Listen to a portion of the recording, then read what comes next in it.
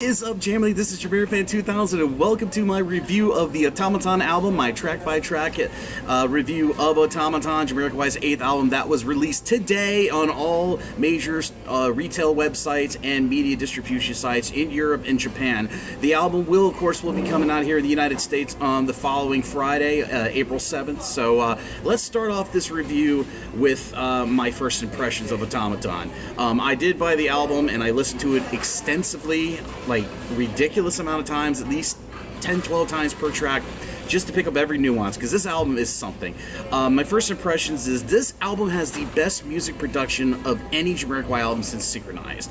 And Synchronized is still looked at as one of the best mixed and one of the best music produced albums in JAMIROQUAI's discography.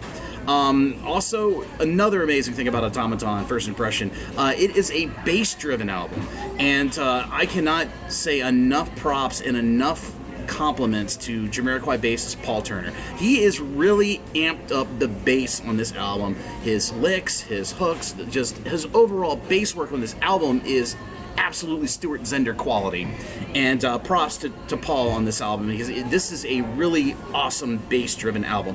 And many people, JAMIROQUAI fans like me, do wish for certain aspects of JAMIROQUAI's past for JAMIROQUAI to return to for their roots.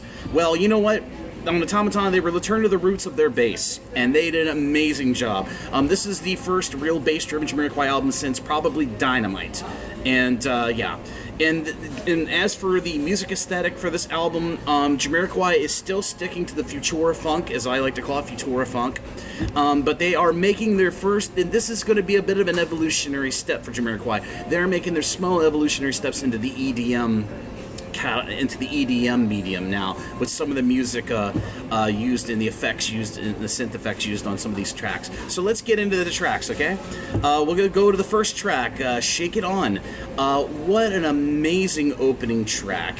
As JK jokingly said in the interview on the Universal Music Germany interview, when talking about "Shake It On," about how many people might give this a comparison to the Taylor Swift song "Shake It Off," this "Shake It On" is an amazing opening track for Automaton. Is one of the most danceable tracks on the album, and not to mention Simon Hale's arrangements of the strings on this track and all of Automaton is absolutely top notch. The searing strings on this were awesome, and it's just absolutely the perfect opener for Automaton. So then we move on to Automaton, the title track itself.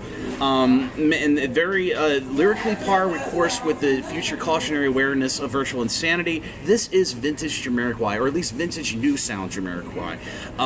They're innovating their core new sound to a whole new level in this album, lyrically and musically. This is the first steps, as I just prefaced with, into a bit of an EDM type of music directioning, and it's very hard to balance both of the types of sounds that JAMIROQUAI can put out.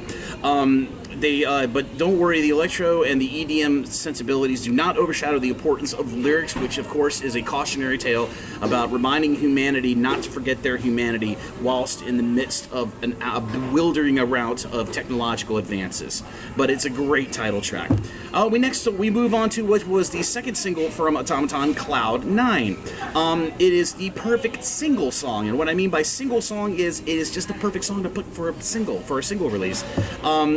It did have the misfortune of being the second single. I would have had this as the first single from Automaton, but that's my personal opinion.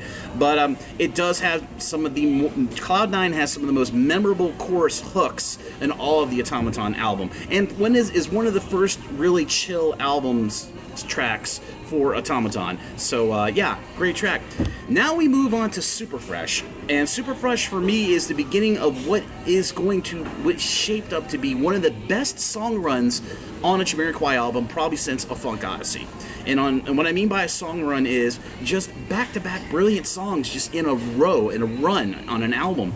Not say a full album of songs, but just a grouping of songs that just are brilliant back-to-back, top to bottom.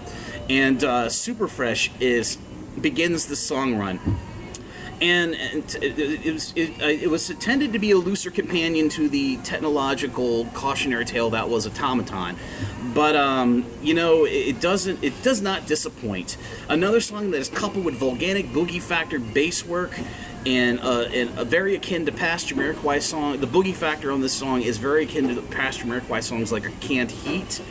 Paul's bass is pretty much the centerpiece of the song, though the love fixation lyrics is a little bit lumped on. You know, lyrically it's a little bit weak, but still the instrumentation and the composition make up for those lyrical shortcomings. So this is one of my Superfresh is probably one of my top 3 favorite songs on the album, totally. All right, and then we move on to the song run continues. The brilliant song run continues with Hot Property, which is the best song on the album. And I do not say that with any trepidation or any sarcasm or anything. This is, bar none, the best song on the album. And it surprised me with every listen. Kay and Johnson have quite literally attained a creative godlike status on the lyrical and production of the song. I mean, it's just so good. The song halting a breakdown at 2 minutes and 24 seconds was freaking exhilarating. The static bass and synth throughout takes my breath away with amping up full speed thereafter.